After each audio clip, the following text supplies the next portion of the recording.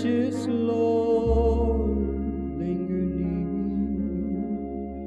when my life is almost gone. Hear my cry, hear my call, hold my hand lest I fall. Take my hand, precious Lord, lead me home. Precious Lord, take my hand, lead me on, let me stand. Though I'm tired, I am weak, I am worn. Through the storm, through the night, lead me on by thy light. Take my hand, precious Lord. Tiens encore de nous assembler devant ton trône de grâce. C'est une grâce assez particulière. Amen. Que tu nous offres, parce que beaucoup, certainement, sur cette terre se sont réveillés, mais n'ont pas pu avoir la possibilité de pouvoir être conduits par toi. Aussi longtemps que l'homme est conduit par ses pensées, il ne va que vers la ruine. La Bible dit, tel chemin paraît juste à un homme, mais sa fin, c'est la voie de la mort. Mais tu voudrais vraiment pas nous voir au péril. C'est pourquoi ce jour-là, tu as envoyé ta parole glorieuse et surnaturelle qui certainement s'accomplit toujours. Tu as envoyé cette parole vers Noé. Noé fut saisi d'une crainte respectueuse. Il crut Dieu. Au lieu de se confier dans les pensées, dans les discours des hommes, Noé crut l'Éternel. Il obéit à ta parole. Amen. Il construisit l'arche et il fut sauvé. L'humanité tout entière incrédule fut condamnée. Accorde la grâce, alors que nous avons cette même opportunité d'entendre ta voix dans ces derniers temps de la fin. Que la crainte de Dieu s'empare de nos cœurs. Amen. Et que vivant sur cette terre, nous soyons conduits par la foi qui vient du ciel. Amen. Bénis cet instant, bénis ton peuple que nous sommes, assiste-nous pleinement. Au nom de Jésus, nous t'avons prié. Amen. Amen. Nous sommes une fois de plus ce soir, entièrement reconnaissant notre Dieu pour toutes ces grâces que nous avons, la possibilité que Dieu nous donne une fois de plus de pouvoir être là encore assemblés à ses pieds. Vous voyez, l'instant est vraiment solennel et capital parce que véritablement la grâce que nous avons de pouvoir nous rassembler au pied du Seigneur, elle est une grâce assez particulière. Amen. Vous voyez ce jour-là, lorsque pour Israël, les gens devaient pouvoir venir là, véritablement dans la présence de Dieu, c'était la chose la plus essentielle. C'est pourquoi vous voyez que cet eunuque éthiopien, vous voyez, on dit il était ministre véritablement en Éthiopie, il s'est déplacé depuis là-bas pour venir jusqu'à Jérusalem, pour venir adorer. Parce que c'était un moment assez crucial. Lorsque véritablement on savait que l'occasion était offerte, l'opportunité était donnée, la possibilité était accordée que chacun vienne pour présenter son sacrifice, son offrande à l'Éternel. C'est de cela qu'il est question, mes frères. Nous ne sommes pas venus ici, ce n'est pas pour que je puisse vous voir. Si je veux vous voir, nous avons des maisons, nous avons la possibilité de pouvoir nous rendre visite les uns les autres. Mais venant ici, lorsque chacun se déplaçait, chacun venait avec son offrande. C'est pourquoi il est écrit, si tu te souviens, en allant présenter ton offrande à l'Éternel, si là tu te souviens que ton frère a quelque chose contre toi, ou bien toi tu as quelque chose contre toi, va, laisse d'abord ton offrande. Va d'abord mettre de l'ordre. Vous comprenez bien? Donc chacun venait pour offrir son offrande à l'Éternel. Il s'agissait de la vie de chacun. Je ne sais pas si vous comprenez bien. Parce que comment faire pour être agréable à Dieu? Il fallait que ce jour-là, chacun qui était conscient de ce qu'il était, de ses péchés, de ce qu'il a fait. Alors qu'il savait que les portes du temple allaient être véritablement, les portes allaient s'ouvrir. Chacun était pressé de venir avec son offrande. Cet homme aussi était venu à Jérusalem. La Bible déclare qu'il était venu pour adorer. Mais alors qu'il s'en retournait, il était vraiment malheureux dans son âme. Parce qu'il n'avait pas pu avoir l'occasion de pouvoir rencontrer l'Éternel. Mais vous voyez, Dieu connaît les profondeurs de nos cœurs. C'est pourquoi quand vous venez ici, il faudrait que nous ayons un cœur droit, un cœur sincère. Dans notre marche de tous les jours, il faudrait que ça soit avec sincérité que nous marchons en réalité. Le païen, ce qui le caractérise, c'est le cœur double. La Bible dit, le cœur de l'homme, il est parlant du païen qui ne connaît pas Dieu, il est tortueux par-dessus tout. Qui peut connaître sa profondeur? C'est pourquoi, quand le Seigneur, les gens étaient devant lui, vous savez ce que le Seigneur faisait? Ce n'est pas ce que les gens étaient en train de dire qui intéressait le Seigneur. Non, non, non. Ce n'est pas cela. Mais lorsque les gens étaient en train de parler au Seigneur, il avait cette grâce de discerner les pensées qui étaient dans leur cœur. Alléluia. Et c'est ça.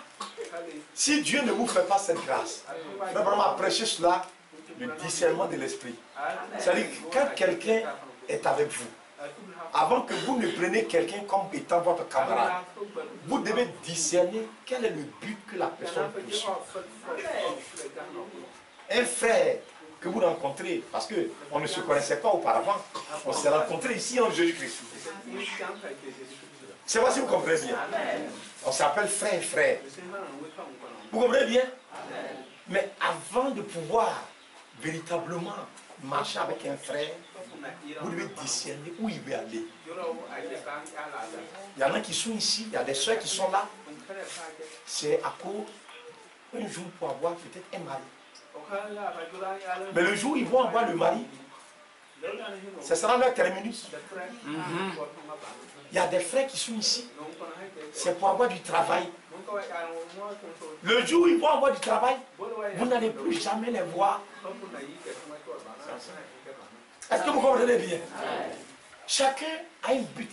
Donc, si vous n'avez pas discerné ce qui est dans cette personne, et que vous prenez par exemple cette personne comme étant votre camarade, au moment de vous rendre compte, la personne vous a conduit dans le décor. Ça, c'est vrai. Je ne sais pas si vous comprenez.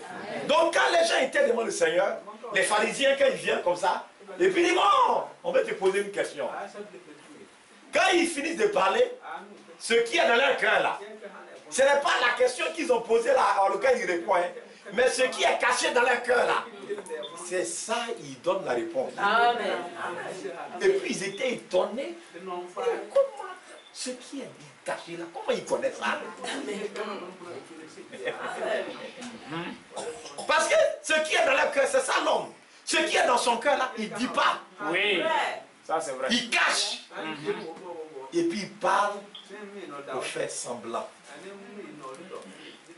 Quand par exemple un frère, il veut d'une soeur, il fait gentil, gentil. C'est pas vrai? La soeur aussi, elle fait gentil, gentil. Regardez quand le mariage approche, depuis les gens sont en train de s'apprêter, et puis on doit aller à la mairie. Le frère est gentil, la soeur devient gentille. Tout le monde est gentil. C'est pas la vérité? Ah, c'est vrai. Mais quand on finit à la mairie, et puis maintenant tout le monde est parti, et que vous debout d'entrer à la maison, c'est ça la nature de chacun qui commence à se manifester. Parce que c'est en ce moment que les épreuves vont commencer à apparaître. C'est pourquoi, sans épreuve, vous ne pouvez pas connaître ce qui est quelqu'un. Amen. Amen. Si l'épreuve ne vient pas, on ne peut pas dire qu'un tel frère c'est un chrétien ou bien c'est une chrétienne.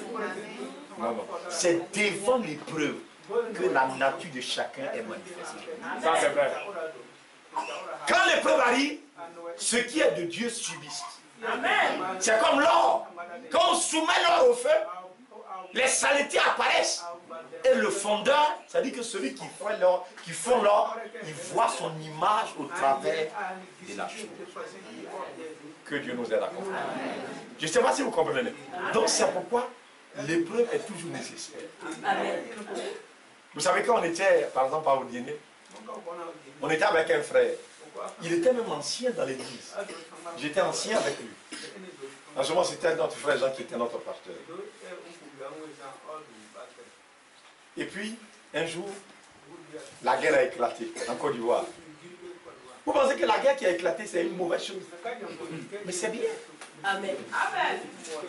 Donc, comme ils étaient là-bas, lui, il a fui et puis il est parti au Mali.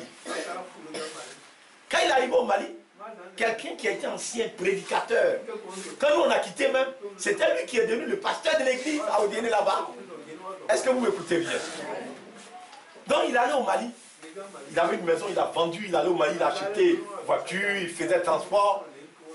Et puis sa femme aussi, avec les enfants, ils étaient déjà venus un peu vers le sud, au centre. Il a eu 6 enfants avec sa femme. La femme, quand elle est arrivée là-bas, elle est quand même âgée. Ne voyant plus son mari, elle a commencé à faire restaurant pour se débrouiller. Et puis un matin, elle s'est attrapée un petit gars là. Que Dieu nous aide à comprendre. Vous comprenez bien, mes frères? Alors qu'ils sont mariés devant les, c'est-à-dire que devant Dieu et devant les hommes, c'est-à-dire à la mairie, elle porte une bague, elle est mariée, mais elle a enlevé ça, elle l'a jetée. C'est pas une petite fille, c'est une femme âgée. Son mari aussi, de l'autre côté là-bas, il a vu aussi une demoiselle. Et puis ça l'intéressait, une jeune fille peule, claire, jolie. Et il a commencé à courtiser la fille. Et puis on dit, pour avoir la fille, là, il faut faire la Koubarou. Vous comprenez bien, non? Il allait faire la Koubarou. Il s'est fait raser, porter boubou. Et il a marié la fille. S'il n'y avait pas eu l'épreuve, on va l'appeler frère. Sa femme aussi, elle est une soeur. Mais quand l'épreuve est arrivée, la nature de chacun a été manifestée. C'est pourquoi, frères et sœurs, il est vraiment si important que nous puissions croire que la parole de Dieu. C'est pourquoi il dit prophétise. Prophétiser quoi? C'est la parole de Dieu.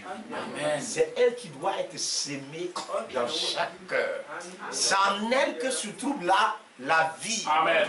Amen. Si ce n'est pas elle que vous laissez tomber dans vos cœurs et que c'est les coutumes, vos traditions, un jour la mort va s'en suivre. Parce que quand l'épreuve arrive, les coutumes ne peuvent pas tenir. Ça ne peut pas, frère. Vous allez vous écrouler. Il dit le jour, il dit dans 1 Corinthiens chapitre 3, le jour vient où véritablement le feu éprouvera ce qu'est l'œuvre de chacun de nous. C'est pas ce qui est écrit? Amen. Le feu éprouvera ce qu'est l'œuvre de chacun de nous. Il dit si le bâti par quelqu'un subisse, si vous avez bâti avec la paille, quand le feu tombe dans la paille, la paille, vous connaissez la paille, non? Le bois, quand le feu tombe dedans, tout est parti. Mais l'or, quand l'or est soumis au feu, il fond. Quand il fond, les saletés sortent.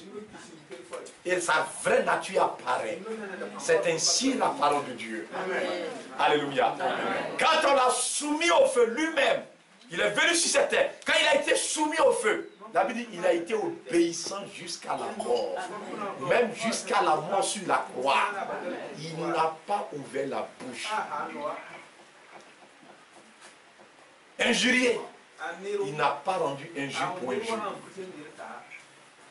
Il s'est laissé comme une brebis muette devant ceux qui l'attendent. Il n'a pas ouvert la bouche. Parce que quelque chose était en lui.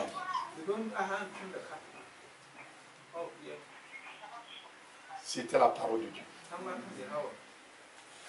Tu leur dis que s'ils veulent écouter, ils vont qu'à rester tranquille. Sinon, tu arrêtes. Que le Seigneur nous accorde sa grâce et que Dieu nous soutienne. Je vous remets les salutations de notre frère Léonard. Il y a aussi véritablement notre frère Daouda aussi qui envoie un mail. Vous voyez, qui m'a aussi chargé de vous saluer. Vous voyez, nous continuons de prier vraiment pour ce frère. Que le Seigneur le bénisse richement.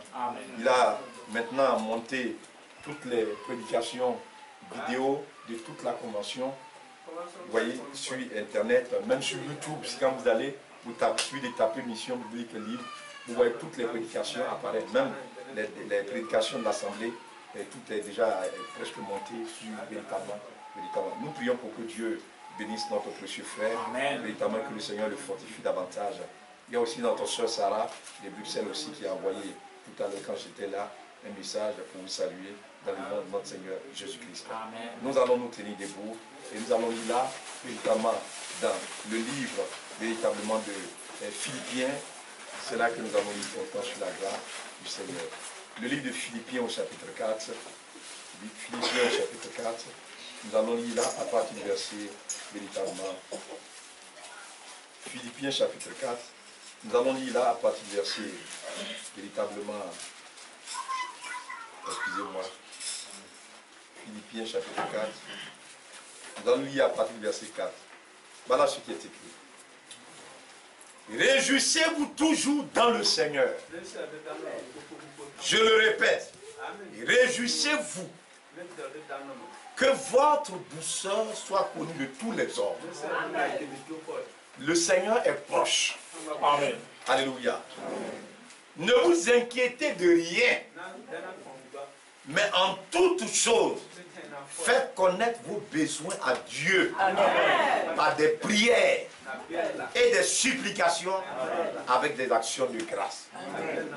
Et la paix de Dieu, qui surpasse toute intelligence, gardera vos cœurs et vos pensées en Jésus-Christ. Amen. Précieux Père Céleste, Dieu Tout-Puissant, nous sommes devant ton trône de grâce. Nous voulons te bénir pour cette occasion si merveilleuse que nous avons de pouvoir avoir la possibilité de lire cette portion des Écritures. Ce soir encore, loué des cieux, j'ai des regards compatissants. Souviens-toi de nous et accorde la grâce de pouvoir être conduit par ta sûre main, afin que ces moments que nous passerons puissent être pour l'édification de nos âmes. Bénis ton héritage à toi. Honneur, magnificence, dignité, autorité, gloire te reviennent. Au nom de notre Seigneur Jésus-Christ, nous t'avons prié. Amen. Amen. Il est vraiment assez important, bien mes frères, alors que nous sommes sur cette terre, de pouvoir véritablement connaître le but que Dieu vise. La Bible dit, le Seigneur est proche.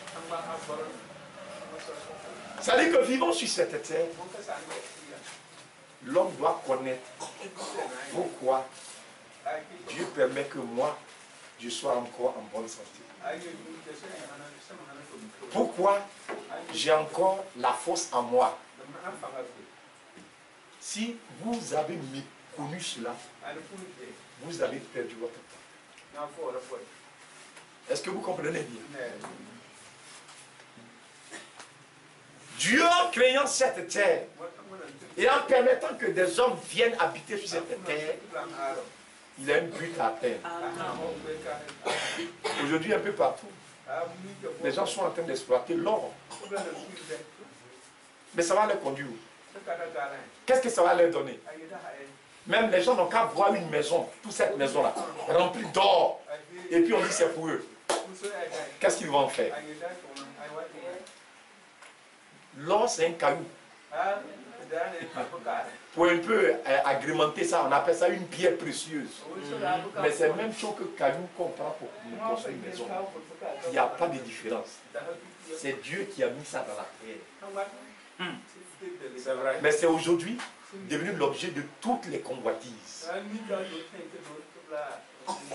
Pour qu'on puisse mesurer la valeur d'un homme, si tu as beaucoup d'or, tu es un homme important sur la terre. Si dans votre famille vous avez beaucoup de diamants, vous devenez important sur la terre. Parce qu'on vous appelle des riches. Vous devenez des nobles. Regardez des gens qui ont peut-être une maison comme ça remplie de diamants. Mais c'est des gens hyper riches. Mais chez Dieu, ce n'est pas ce qui compte. Il dit, la vie d'un homme ne dépend pas des biens que cet homme peut accumuler. C'est pas ce que cet homme a dit. On dit cette année-là, il avait récolté, il n'avait même plus de place. Il a dit, mais cette année, je suis devenu un homme riche. Qu'est-ce que je vais faire? Il dit, je vais abattre mes greniers. Je vais en construire de plus grands. Et puis je vais emmagasiner. Et je vais dire à mon âme, tu as assez de biens. Maintenant, réjouis-toi. Sois en paix. Et qu'est-ce que la Bible a dit? Le Seigneur a dit insensé.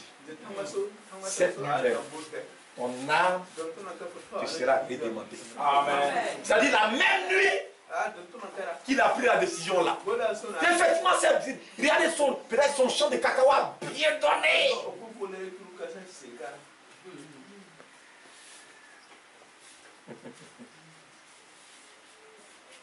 Il ne sait même pas ce qu'il faut, il va en faire.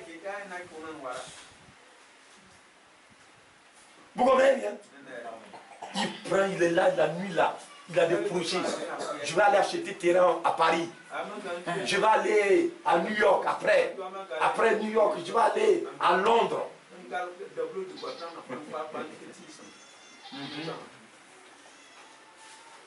C'est vrai. La dernière fois quand j'étais allé à Bruxelles, et puis les frères m'ont envoyé dans une ville portuaire. Ça y est, au bord de la mer, on appelle ça Ostende. Donc les gens, ils ont vécu jusqu'à ils ont l'argent, ils ne savent pas ce qu'il faut faire. Donc quand ils sont au soir de leur vie, ils savent acheter un bateau. Eux-mêmes, ils achètent leur bateau. Et le monsieur, je le voyais. Parce qu'il y a un pont qui est là comme ça. Le pont, quand le bateau arrive là, le pont s'élève. On appelle ça un pont mobile. Donc je voulais voir ce pont-là. Donc c'est un monsieur, un vieillard et sa femme. Et donc ils ont vécu, ils ont l'argent. Ils ne savent pas ce qu'il faut faire. Donc ils achètent le bateau. Ils sont pleins comme ça. Et puis ils se lèvent comme ça, ils sont se promener sur la mer. Ils prennent de l'air. Que Dieu les accompagne. Et puis le soir ils rentrent. Et puis ils packent le bateau. Et puis ils s'en vont à la maison. Voici la vie que les gens mènent sur la terre. Il prend de l'air. Mais l'air là, qui donne ça? Qui a créé ça? C'est l'Éternel. Vous comprenez bien ça, non? Il dit ça, on prend de l'air. Mais au lieu de prendre la vie que Dieu a donnée, les gens préfèrent aller prendre de l'air. Que Dieu nous accompagne. La même nuit, ce monsieur, il a été rappelé à Dieu. C'est vrai. Et le Seigneur dit, la vie d'un homme ne dépend pas des biens que cet homme peut accumuler sur la terre. Ça ne peut pas vous sauver. Donc, la Bible dit, Dieu a créé l'homme. Il a créé les cieux aussi la terre. Il plaça l'homme sur la terre pour que l'homme écoute sa voix. Ça, c'est vrai. La voix de l'Éternel. C'est ça. Tout homme doit vivre de toute parole qui sort de la bouche de Dieu. Ce n'est pas le pain. Ça va passer un matin. Un jour, vous en aurez marre de la vie. Vous ne savez même pas où vous allez terminer.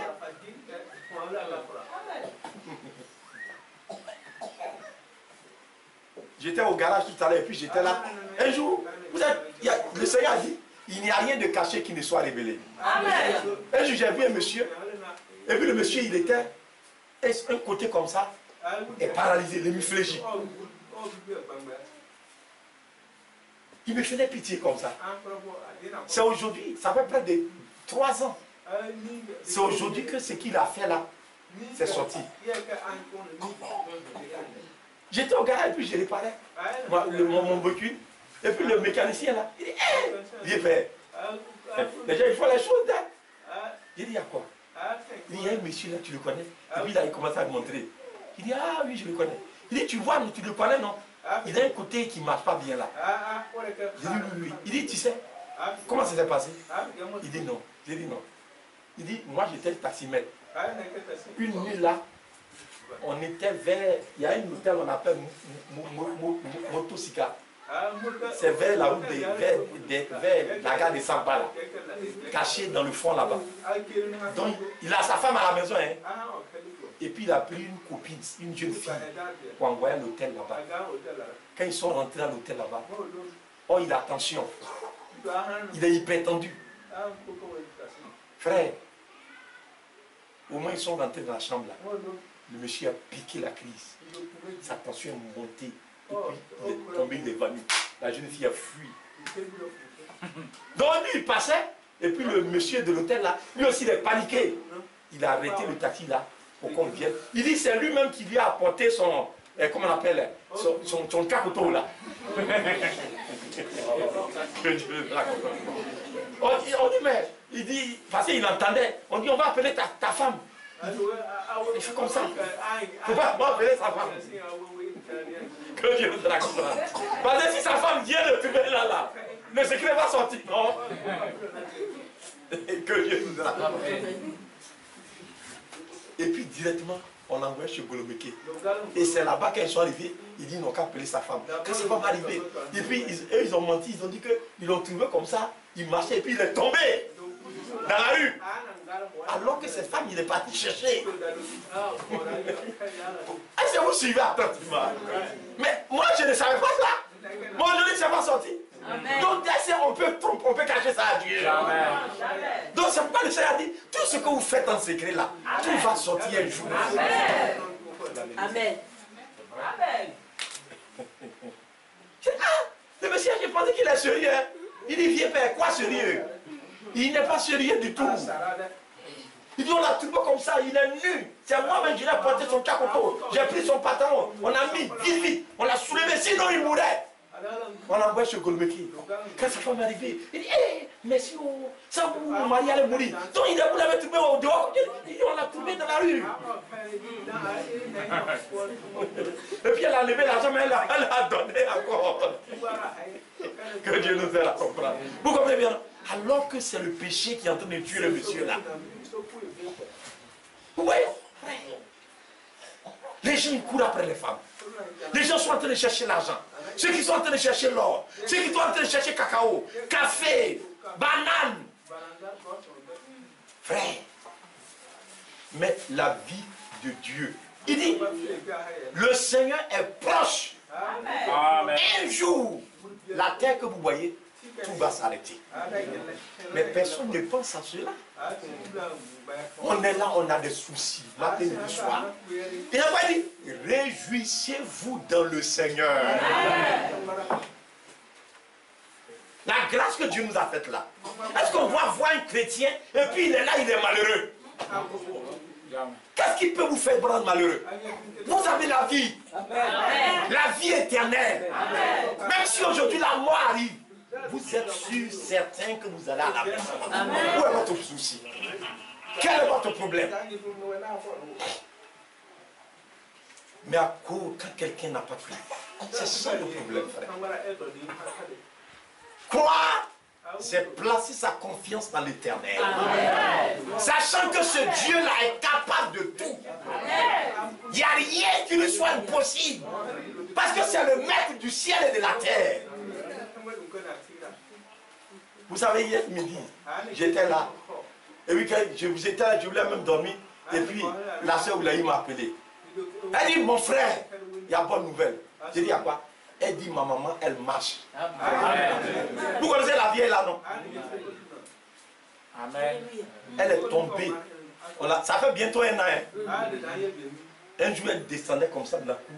Elle a plus de 80 ans. Dans son papier qu'ils ont fait avant là, les blancs ont fait là. Elle a 77 ans. Mais en ce moment, on comptait les dents. On fait jument. Donc, mettez encore peut-être 10 ans même dessus. Est-ce que vous comprenez bien? Vous suivez bien, non? Qu'elle est tombée, il y a sa hanche là. Ils sont allés faire la radio, c'est cassé, c'est fondu. Donc le docteur dit que c'est à la pizza Abidjan, un hôpital là-bas. Là. On s'en va, on va faire opération et puis on va mettre prothèse. Comme quand les gens, leurs pieds sont coupés là, on fait prothèse, on met là. Donc on va mettre comme ça. Et puis c'est même pas sûr qu'elle va pouvoir marcher. Et ça coûte 1 200 000. Vous comprenez bien, non? Donc la sœur m'a dit, j'ai dit, ma sœur, il faut laisser cela. Dieu, c'est lui qui a créé le corps. Regarde les os là. On dit l'os est cassé, non? Mais qui a créé l'os? C'est Dieu. On ne peut pas, on ne vend pas os dans la boutique. Non. Quand votre os ici là est cassé, vous allez payer. Puis ça là, pantalon là, on vend ça dans la boutique. Quand c'est déchiré, je ne vais pas aller payer aussi tout de suite et puis je change ça. Mais vous et moi, ma tête là, ma tête qui est là, on ne peut pas trouver ça. Il n'y a pas deux comme ça. Est-ce que vous pouvez aller trouver et puis on dit on va lever et puis on va mettre une autre tête dessus? Pour moi, est-ce que c'est possible? C'est pas possible. Parce que c'est Dieu qui nous a créés. Amen. Et il faudrait que nous comprenions que nous avons besoin de mettre notre confiance en lui. Amen. Que s'il y a quelque chose qui ne va pas en nous, ce n'est pas comprimé là que nous devons mettre notre confiance. Mais nous devons mettre notre confiance qu'il est capable de créer pour nous de nouvelles cellules. Parce que c'est le créateur. Amen. S'il ne pouvait pas prendre soin de l'homme, est-ce que Dieu allait créer l'homme? Regardez les oiseaux du ciel. Regardez comment ils prennent soin d'eux. La dernière fois, ma femme m'a appelé le matin et puis dit, mais qui ravage? J'ai dit, c'est un coq qui fait cocorico. Et puis elle m'a demandé, mais il dit quoi, coq là? Il dit quoi? J'ai dit, tu ne connais pas ce qu'il t'avait dit? Il dit, nyame coco. C'est ça. Dieu tout-puissant. C'est ça le coq là, quand il se lève matin. Il dit cocorico. C'est ça, il chante. Vous ne savez pas ça? C'est ça, il est en train de chanter. Il est en train de remercier Dieu. Parce qu'il va manger aujourd'hui encore. C'est vrai. Est-ce que lui il a papa? Il n'a pas maman. Mais il mangera. La grâce lui sera accordée. Et mais regardez comment ils sont heureux. Ils se lèvent le matin, ils chantent, ils sont heureux. Quand il y a des poulets, c'est eux qui nous réveillent. Maintenant, c'est en train de ronfler. On dort.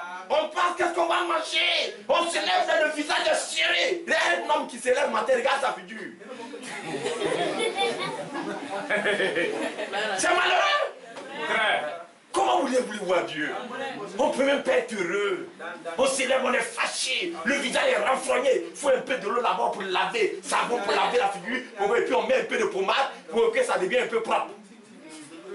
Sinon, s'il se lève, tu le vois. Tu vas former en bouche. Qu'est-ce que l'homme est devenu? Mes amis, il dit réjouissez-vous toujours. Amen. Toujours. Amen. Dans le Seigneur. Dieu nous a fait la grâce d'être en Christ, de nous retirer du monde.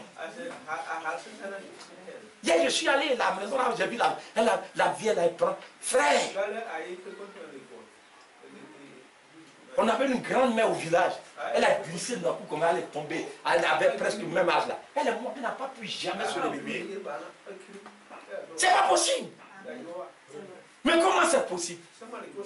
Parce que si on place en lui sa confiance. Alléluia. Il dit faites connaître vos besoins à Dieu. Amen. Pas de quoi? Pas de murmures. Non. Pas de lamentations. Non, non, non. Pas de prières. Au lieu de prier, on se lamente, on pleure, on bavarde, on critique, on ment. Il faut prier. Qu'est-ce que Dieu ne peut pas faire? Le tout. Amen. Amen. Amen. C'est Dieu, il agit pour ceux qui ont la foi. Hein? Amen. Le temps est là, frère. Dieu va démontrer. Dieu vous l'a dit, non? Dieu va démontrer. Regardez bien, regardez bien dans la parole du Seigneur. Amen. Un Pierre, comme on l'appelle. 1 Jean au chapitre 5. Voilà ce qui est écrit. 1 Jean au chapitre 5. Voilà ce qui est écrit. 1 Jean chapitre 5. Il dit, verset 14. Nous avons auprès de lui cette assurance que si nous demandons quelque chose selon sa volonté, il nous écoute. Amen. Amen. Vous comprenez bien, non? Qui Dieu écoute? Dieu écoute ses enfants. Il doit les arracher du danger. Il envoie les anges pour nous arracher du danger. Est-ce que vous m'écoutez bien? Il dit, nous avons auprès de lui saint. Donc en venant ici, il y a une chose que nous devons voir. C'est l'assurance. Amen. La foi. La foi, regardez dans Hébreux chapitre 1, on dit c'est l'assurance. Quand on croit, quand on entend la parole, il y a une ferme assurance qu'on a de la parole de Dieu. On ne doute pas. Abraham n'a point douté que Dieu ne peut pas lui donner cet enfant-là. Il a cru que Dieu est capable. Il ne douta même pas, il n'a pas regardé que sa femme était fatiguée. C'est pas Dieu, c'est le temps, il ne peut pas jouer contre Dieu. Il peut tout. C'est ça le problème de l'homme. Mais devant l'épreuve, c'est le doute qui s'empare. L'homme, il s'écroule. On n'a pas d'espoir. Il dit, nous avons auprès de lui cette assurance. La parole de Dieu, c'est pour nous donner l'assurance. Nous demandons, il nous écoute. Et si nous savons qu'il nous écoute, quelque chose que nous demandons, nous savons que nous possédons la chose que nous lui avons demandé. On possède déjà la chose. C'est dès que tu as demandé, parce que nous on sait qu'il nous écoute. Amen. On sait qu'on a de la chose là. On ne doute même pas. Et quand tu ne doutes pas, c'est ça, la chose va s'accomplir. Mais quand tu viens et que tu doutes, la chose ne va jamais s'accomplir. C'est ton doute là. C'est ça qui va s'accomplir.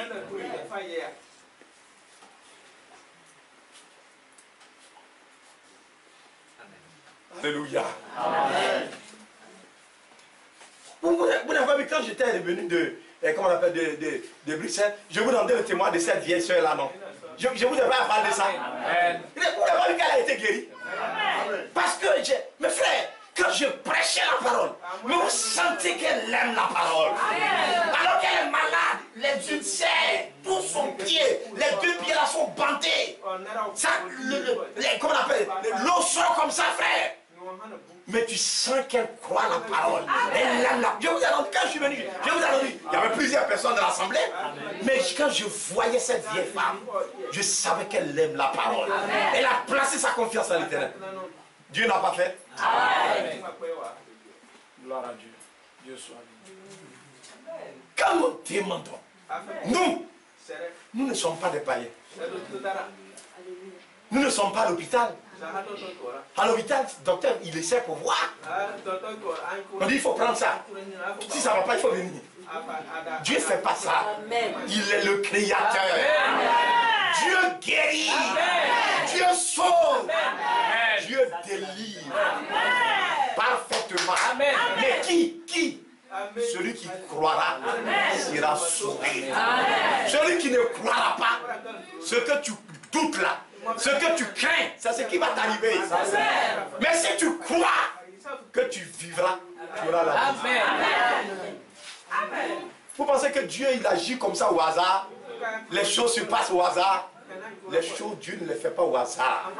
Mais c'est celui-là. C'est pourquoi, regardez bien. Ce sont nos soucis. C'est ça qui va nous tuer. On a tellement de soucis. Qui de vous, il dit qui de vous passez, souci peut ajouter même 2 heures à sa vie. Tu ne peux pas. Tu ne peux rien changer. Pourquoi ne pas placer ta confiance en l'Éternel? Amen. Amen.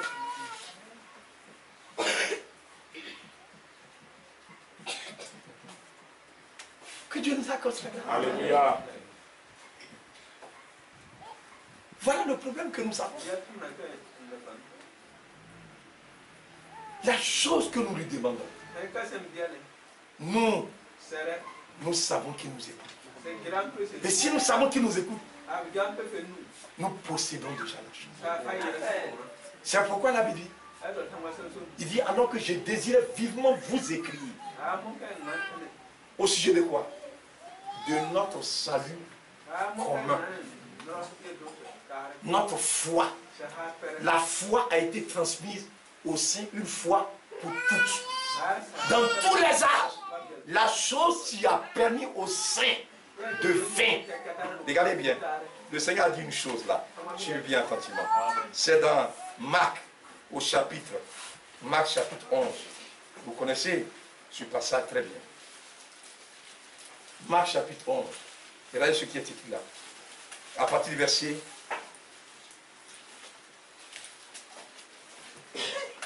20. Le matin en passant, les disciples virent que le figuier séchait. Les disciples virent le figuier sécher jusqu'aux racines. C'est-à-dire le Seigneur, vous connaissez l'histoire? Il passait là, et puis on dit il avait faim, et puis il pensait trouver des figues sur le figuier. Il est arrivé là, il n'y a rien dessus. C'est stérile. Et puis il a dit comme ça, que jamais fruit ne naisse de toi. Vous écoutez, non? Maintenant ils sont passés. Il était avec, ils ont entendu. Et ils pensent que, comme nous on aime bavarder là, on pense que le Dieu lui bavarde. Souvent on est là comme ça, et puis on parle comme ça. On bavarde. On dit, mais tu as quoi? Il dit, non, moi je ne sais même pas ce que j'ai dit. Mais... Il y en a quand ils sont dans leur bouche là, ça les démange. C'est vrai. Puis ils bavardent, cabot. Donc le lendemain, il passe par là. Il regarde quand même mes amis. Même pour tuer un arbre, vous mettez feu. Et puis demain, vous venez, vous voyez. On dit les feuilles là, le figuier là, les feuilles, tout est tombé. Les branches là, tout a séché. Depuis en haut jusqu'en bas. Quand ils ont vu là, vous pensez que l'homme là, il parlait cadeau comme ça? Dieu ne parle pas cadeau. Amen. Amen. Quand Dieu dit la chose, c'est parce qu'il sait faire la chose. Amen.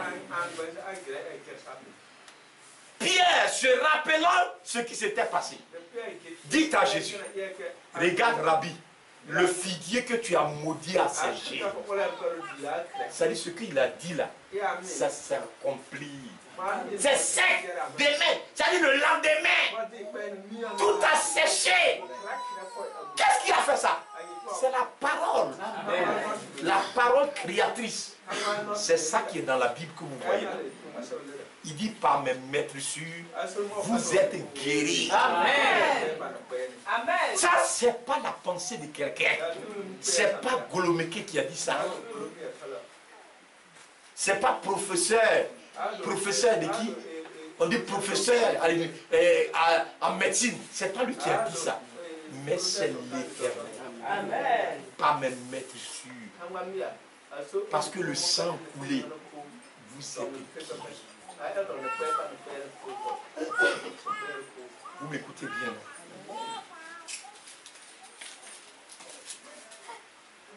Jésus prit la parole et leur dit, ayez foi en Dieu.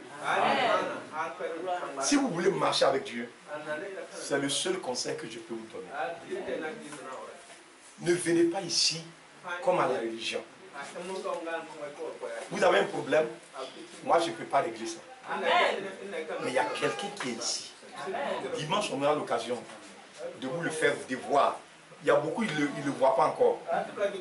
Mais j'ai prié pour que Dieu m'accorde la grâce jusqu'au dimanche.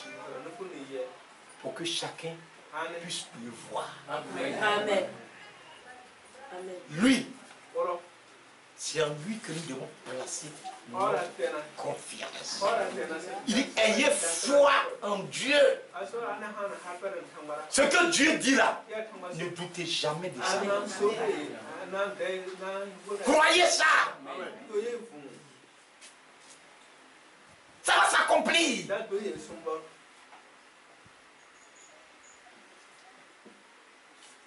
C'est pourquoi ne jouez pas avec Dieu.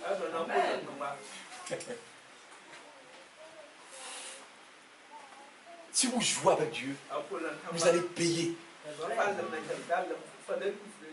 Mais si vous prenez les choses de Dieu au sérieux, Dieu va récompenser votre foi. Il honore la foi. Quand vous avez la foi qui demande, Dieu honore, il est heureux. Il est décent. Mais si vous jouez, vous venez ici, vous jouez, frère, vous allez payer. Ayez foi en Dieu. Je vous le dis en vérité. Si quelqu'un dit à cette montagne, ôte-toi de là et jette-toi dans la mer. On n'a pas dit d'aller dire aux montagnes qui sont à Serwedel. Vous direz, montagne de Serwedel, allez vous jeter dans la mer à Abidjan. C'est ce qu'il a dit ici. Bon. Qu'est-ce que ça veut dire? Ça veut dire que sur cette terre-là, le diable va mettre des barrières. Il dit, toi, tu ne passes pas ici. Quand ils ont quitté l'Égypte, ils sont arrivés, voici la mer qui est là. La mer rouge. Tu regardes la mer, tu ne vois pas son au fond. Et puis les datins là. On ne l'a pas dit. Et puis ce qui était grave, il regarde voilà Pharaon qui vient derrière. Frère, c'est ça. C'est quoi il dit? Je vous le dis. Ayez foi en Dieu. Amen. Dieu n'est pas un homme pour tromper quelqu'un. Il va vous les prendre comme ça, et puis il va les faire sortir d'Égypte, et puis Pharaon va venir pour venir se jouer d'eux, et puis ils vont être noyés dans la mer. Dieu a fait ça. S'il n'a pas fait ça hier, c'est pour aujourd'hui que Dieu va faire ça. Abandonner ses enfants. Dieu ne sait pas le faire. Il prend soin. Amen. Vous prenez soin de vos enfants, non? Vous les nourrissez, non? Mais pourquoi Dieu ne fera-t-il pas aussi? Regardez comment une maman prend ses soins de son bébé. Quand il pleure, et elle crie, elle se lève. C'est pas vrai? Et puis Dieu, il sera sourd. Même vous êtes en train de vous laver, votre bébé est en train de crier. Vous sortez rapidement, et puis vous venez vous occuper. Ça va ça? Donc, qu'est-ce qui atteste que vous appartenez à Dieu? C'est la foi. Amen. Si la chose arrive et que vous tremblez, ça veut dire que vous n'avez pas cru. Vous n'êtes pas de Dieu. C'est ce qui avait commencé là, le test. La mère était là, Pharaon derrière. Ils ont commencé à faire quoi? Dieu a dit, Moïse, pourquoi crier? Parle! Les gens étaient en train de crier. Il y en a qui insultaient Moïse. Il y en a qui criaient. On dit, mais oh! Il y en a qui disent, mais on va faire les lions. Comment on va faire? Laisse-moi Moïse là. Est-ce que quand Moïse parle, mais quelqu'un va l'écouter encore? Frère, c'est devant les bleus que tu vois, frère, les frères et puis les sœurs. Amen. C'est vrai. Amen. C'est ça que j'étais en train de dire à mon frère Jean. D'ailleurs, quand on était au dîner, le monsieur qui est venu ici, qui m'a envoyé ses chefs en Angola, quand mon épouse était décédée là, j'étais son pasteur. Un jour comme ça, 1h du matin, je lui avais parlé à la veille. 1h du matin, la chose s'est accomplie. Il est venu frapper à ma porte. Quand je suis sorti de la chambre, et puis je suis sorti, frère, j'ai ouvert mon portail. Il était dans sa voiture.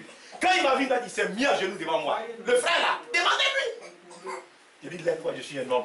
Il tremblait. Il dit, mes frères, tu es un véritable serviteur de Dieu. Mais c'est pas chez Chef Menango il m'a conduit. Est-ce que vous comprenez bien? Quand l'épreuve n'arrive pas, la nature de quelqu'un, vous ne pouvez pas connaître ça.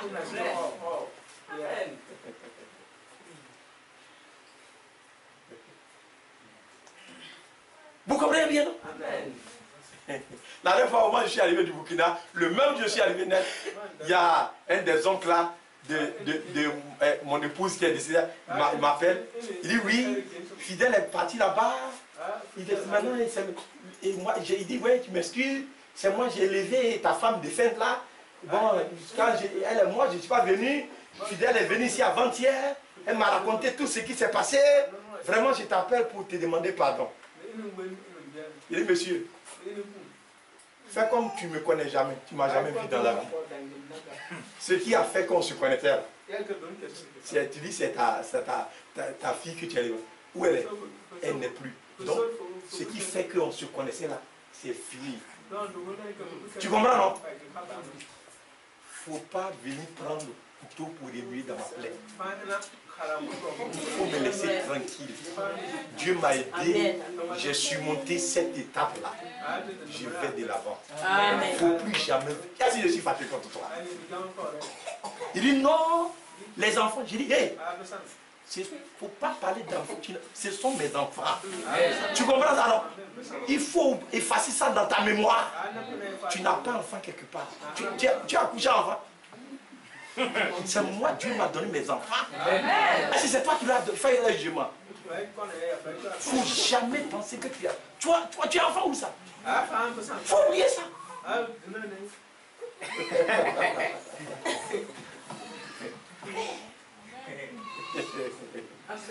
Que Dieu nous accompagne. C'est une réalité, frère. C'est devant le peuple que j'ai vu la nature de cet homme-là. Et quand Dieu vous montre, c'est pour connaître qui est devant vous. Amen. Pour que vous preniez vos dispositions. Amen. Amen. Amen. Les disciples étaient étonnés. Quand il disait, l'un de vous me livrera. Il dit, qui est-ce? Qui est?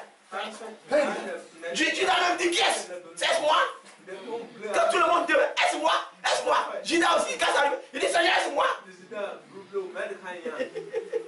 Alors que lui-même, il savait ce qu'il battait faire avec les chefs religieux. C'est quand ça arrivait, et puis ils ont vu Judas avec les chefs, les soldats venir. Et puis il est venu donner un baiser à lui, Seigneur. Mais lui là, c'est Dieu vrai. Amen. C'est là ils ont vu que Judas était là, mais ce n'était pas un croyant. Il ne croyait point. Tout ce que le Seigneur disait, Judas ne croyait pas. Lui, c'est l'argent qu'il cherchait. Est-ce que vous comprenez bien? Comment il va faire? Il va gagner beaucoup d'argent. C'est tout ce qui intéressait Judas. Le salut de son âme, ce n'était pas son problème. Allez, alors qu'il est bien là, il dit, tu as les paroles de la vie.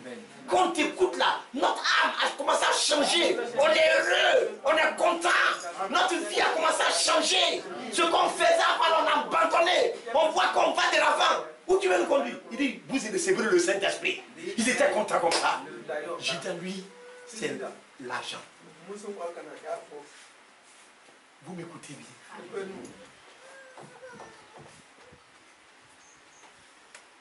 Il ne croyait même pas là-bas. La chose qui atteste que vous êtes de Dieu, c'est que vous placez votre confiance en l'Éternel. Vous ne placez même pas votre confiance en vous-même. Mais marchant sur cette terre, votre appui, c'est la parole de Dieu. C'est pas quiconque vient devant vous. N'importe quelle épreuve qui viendra, vous présenterez la parole de l'Éternel. Alléluia. Vous ne craindrez rien. Il dit, ôte-toi de là et jette-toi dans la mer. Et s'il ne doute point dans son cœur, c'est ça. Parce que moment, Vous venez pour qu'on prie pour vous là. Quelles sont les dispositions qui sont? Vous ne croyez pas. Si vous ne croyez pas, vous ne pouvez pas être guéri. On n'a qu'à tout faire, vous ne serez jamais guéri. Mais si vous croyez, mais s'il ne doute point en son cœur, mais croit que ce qu'il dit arrive, il le verra s'accomplir. C'est pourquoi je vous dis, tout ce que vous demandez en priant. Regardez, depuis qu'on est venu à la foi, combien de prières on n'a pas élevé? Avant d'aller dormir, ça, ou bien comme on appelle les sorciers, là on prie toujours. C'est ça, c'est pas ça.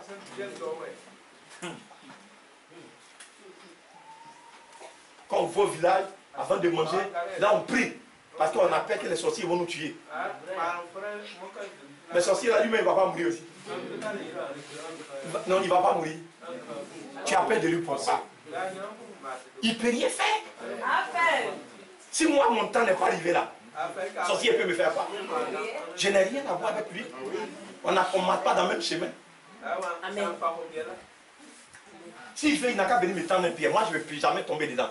Moi, je suis là, regarde, moi, du foulé, je n'aime jamais ça dans ma vie. Non.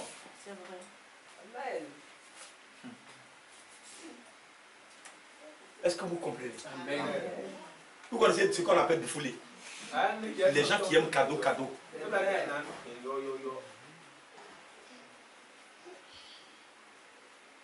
C'est ça qu'on appelle du foulé.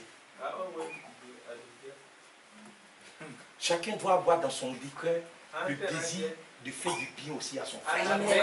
Mais si toi tu veux que toujours en cas te donner, tu ne seras jamais béni. Il y a plus de bonheur qu'à donner que de recevoir. C'est pas si vous comprenez le langage du Seigneur. Donc c'est pourquoi lui il a donné sa vie pour nous. Il a donné sa vie là. Regardez, on dit aujourd'hui au nom de Jésus, tous les démons tremblent. C'est parce qu'il a donné sa vie. Mais quand il est ressuscité, tous les l'enfer tremblent devant lui. Tout genou fléchira devant lui. Parce qu'il a consenti, de manière délibérée. Il savait qu'on allait le faire souffrir. Mais il a accepté de passer par le chemin là-bas. Il n'a pas aimé du foulet. Il n'a pas aimé le chemin de la facilité. Mais il a aimé. Il dit, si c'est par là que je dois passer, j'accepte de passer par là. Vous m'écoutez, mes bien-aimés? C'est ça la réalité.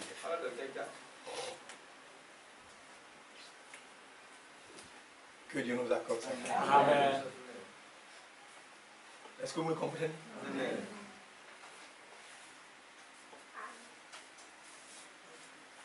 Quel chemin paraît juste pour un homme? Mais sa voie, sa fin, c'est la voie de la mort. Avant-hier, j'ai parti à Benoît quand j'étais venu. Il y en a qui ont conçu des étages. À Bigyan, ils ont eu terrain. Ils disent, ils ont eu terrain. On dit, on va faire autoroute. Ouais, vous connaissez Caterpillar, non? Caterpillar. Vous connaissez ça? Il y a un village, on appelle ça Anani. Le village là, ça a disparu. Ils ont, frère, Adoufou, Paul Boué, non, pas dit de Gonzague, tous, frère, ils ont caché, frère, oh, ça fait pitié. Il y en a, ils vont mourir. C'est ça. Mais si c'est en l'Éternel que tu places ta confiance. Regardez ce que les hommes font sur la terre. Ce que le diable fait sur la terre. Donc sur la terre, vous allez trouver qu'à un moment donné, il y a une montagne qui va se dresser devant vous. Ça part une montagne. C'est pas petit, quand on dit montagne là. Ce que nous on appelle montagne, c'est ce qu'on appelle colline. Montagne là, ça commence à partir de frère, lui, le professeur de géographie. Le mont Kilimanjaro là. Ça fait près de combien là? 1000. Quand tu es dans l'avion là, tu vois la glace au sommet du mont Kilimanjaro. Ça y est en Tanzanie. Quand on a pris l'avion, on a quitté Nairobi. Tu es dans l'avion, tu vois montagne en haut là-bas. 1000. C'est ça qu'on appelle montagne. Quand tu regardes, tu ne sais pas où tu vas passer. 600 mètres, c'est ça qu'on appelle montagne. Tu regardes en haut, tu ne vois pas son au fond. Son en haut là, tu ne vois pas. Problème là, tu ne sais pas comment tu vas faire. Mais Dieu a la solution. Amen. C'est ça. Amen. Gloire à Dieu. Mais il faudrait que ton cœur soit pur. Amen. Et que toi, tu aies décidé de croire la parole de Dieu. Amen. Alléluia.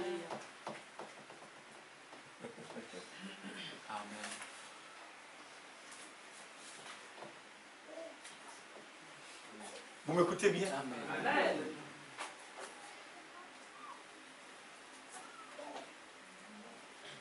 Si tu dis, tu pries, tu dis, Seigneur, donne-moi femme. Mais Dieu, lui, il veut savoir pourquoi tu veux femme là. Ça vous fait quoi?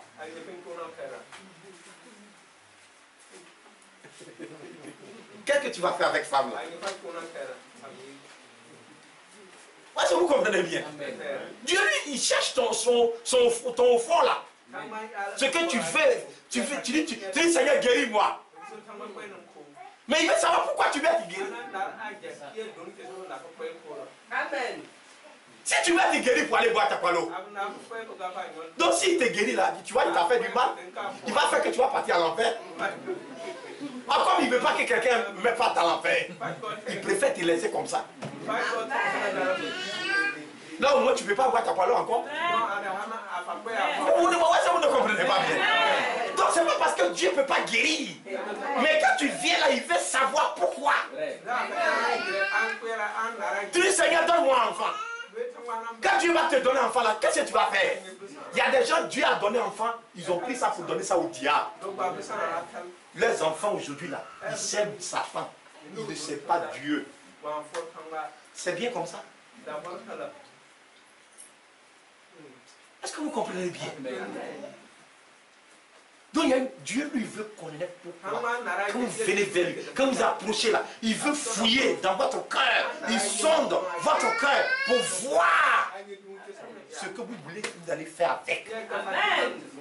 S'il voit que dans votre cœur est droit et que c'est pour le servir avec, il vous l'accorde. Quand tu demandes net, il te donne ça. Parce que tu crois sa parole.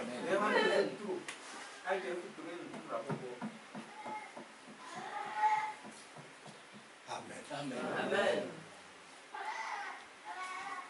Donc quand il y a un frère qui vient, soit une soeur, et puis un frère vient vers toi, il dit, frère, vraiment je suis content de toi, je vais te donner, je t'aime. Il faut lui demander, mais pourquoi tu m'aimes? Il va dire non, parce que tu es jolie. Il va dire pourquoi j'ai dit, bon, tu es jolie, tu es claire, moi je veux une femme claire, et puis quand tu lis, tes dents sont blanches. Si il dit que tes dents sont blanches, là, il faut dire que s'il veut avoir des dents blanches, là, vous connaissez le secret pour avoir les dents blanches. Quand on était petit, c'est pas pâte là, c'est charbon. Vous connaissez pas ça? Quand on était petit, c'est ça, nous prenons pour nous brosser. Si tu veux avoir des dents blanches, il faut des dents blanches là, il faut prendre charbon, tu prends pour mettre sur tes dents là, ça devient blanc. C'est le secret. C'est vrai. Ceux qui savent pas, je vous dis ça aujourd'hui. C'est les blancs même qui ont fait Richette, ils ont découvert ça. Pâte là, ça peut pas. C'est charbon. Nous, maman prenait charbon et puis elle boit des bananes là. Il plie comme ça matin et puis il frappe pour nous brosser. En ce moment, on ne connaissait pas pâte à brosser. Nos dents étaient blanches comme ça. C'est qu'on a commencé à utiliser pâte là, qu'on garde et que nos dents sont gardées. Et puis les dents deviennent solides. Donc si c'est à cause de ça, il ne faut pas, il va venir contre toi. Il faut lui montrer le charbon. Que Dieu nous a. Vous voyez, mais c'est la vérité. Il faut lui poser des questions bien. Il faut poser une bonne question. Pour que tu saches son fond aussi. Pourquoi il veille contre toi? Ça vous te boxer demain? Est-ce que vous comprenez? C'est ça.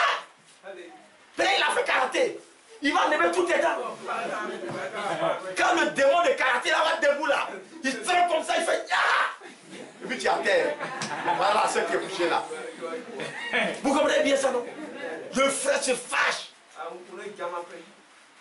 C'est vraiment terrible et regrettable. Donc toi-même, soeur, tu as besoin de demander à Dieu. Le frère là, il dit il m'aime. Pourquoi il m'aime? Est-ce que vraiment il m'aime vrai? Dieu va te parler. Il va te répondre. Mais est-ce qu'on demande à Dieu? On ne demande pas à Dieu.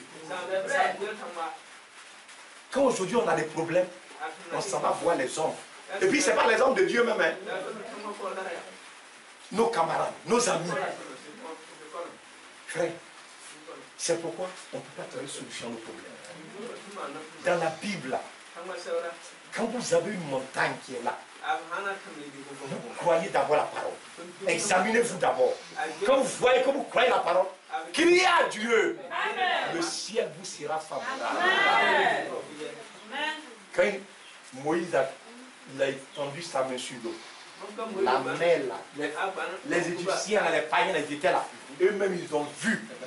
La mer s'est fondue en deux. Qui a fait ça? C'est Dieu qui a fait ça. C'est l'Éternel.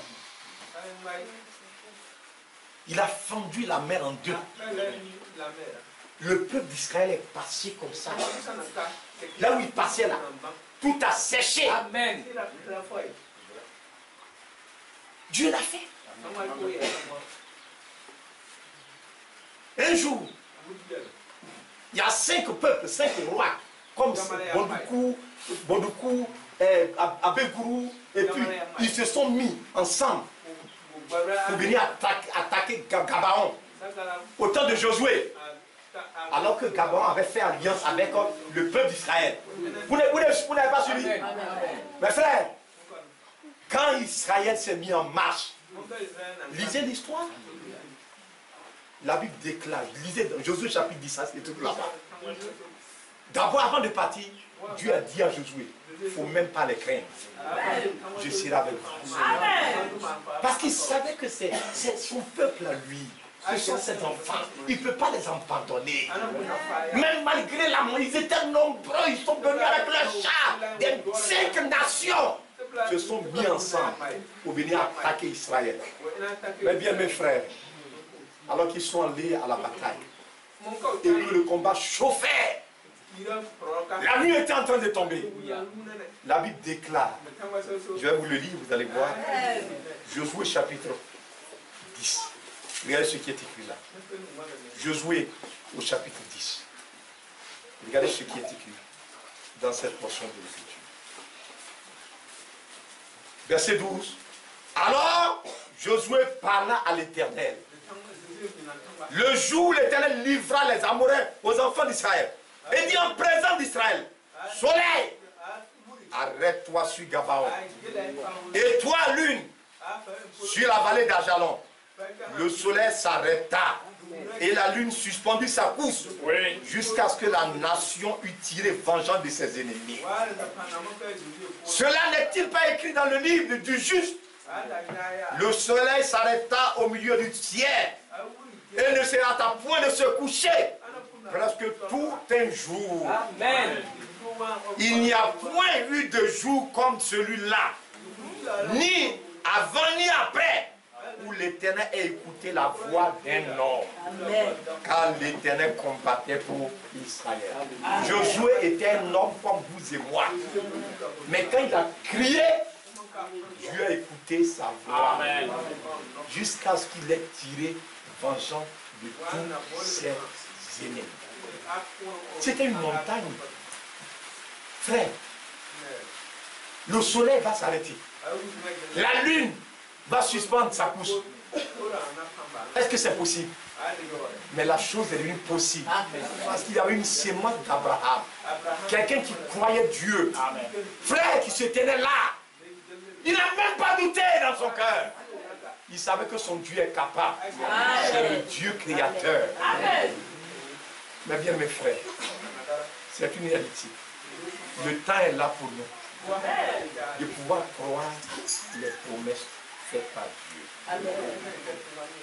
Tout est possible à celui qui croit. Mais celui qui ne croit pas, il ne verra rien. Son doute là, c'est ça qu'il verra dans sa vie. Ton incrédulité te détruira. Mais les croyants, ils sont rentrés. Ceux qui disaient, oh, on ne peut pas. Ah, la mer.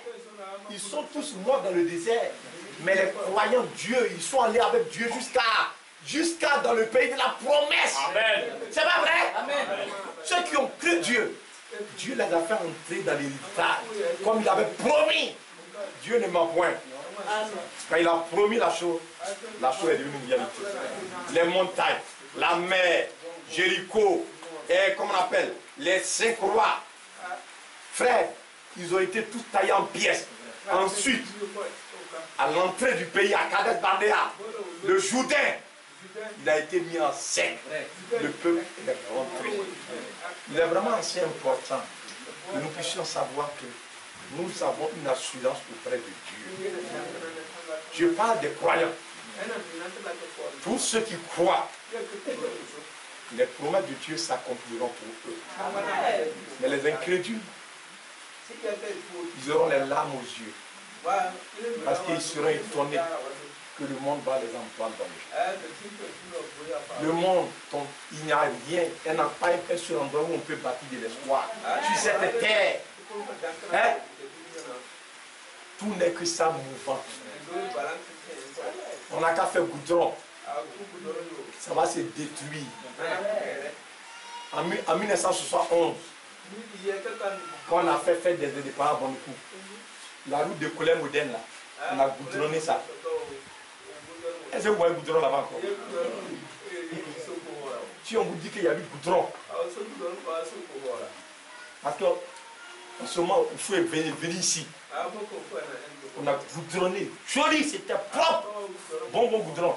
C'est pas goudron caca on fait ici maintenant. Où ça y est? Tout est détruit. Tout ici-bas. Tout passera.